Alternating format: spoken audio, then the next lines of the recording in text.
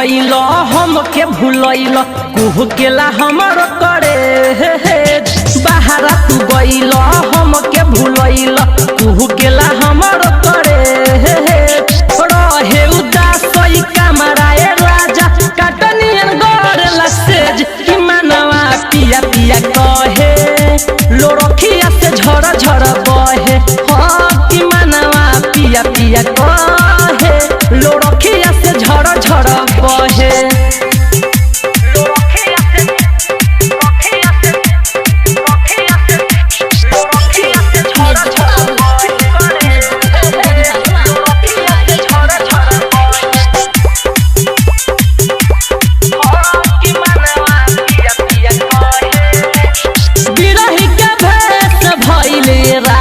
छोड़ी के गइल विदेशवा हो याद करी खाली रोवे वठलानी बिखरल बका जरा के सावा हो राजा बिरही के भेष भइल राजा छोड़ी के आव विदेशवा हो याद करी खाली रोवे वठलानी बिखरल बका जरा के सावा हो गावन करैला कुछो न कइला पूछो तनी बतिया विशेष कि मनवा पिया पिया कहे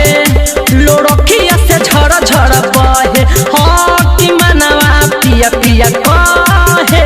लोरखिया से झर झर बहे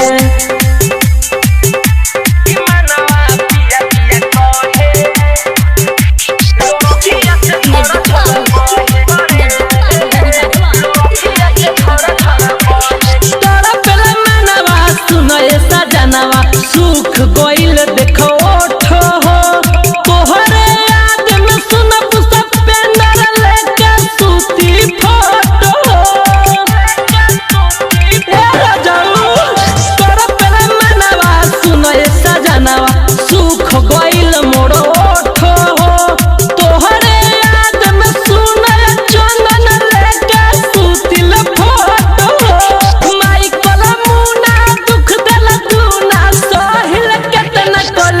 कि मनवा पिया पिया कहे लोरखिया से झर झर बहे हाँ कि मनवा पिया पिया कहे लोरखिया से झर झर बहे बहरा तू गइल हमके भूलैल कुहू केला हमर करे बहरा तू गइल हमके भूलैल कुहू केला हमर करे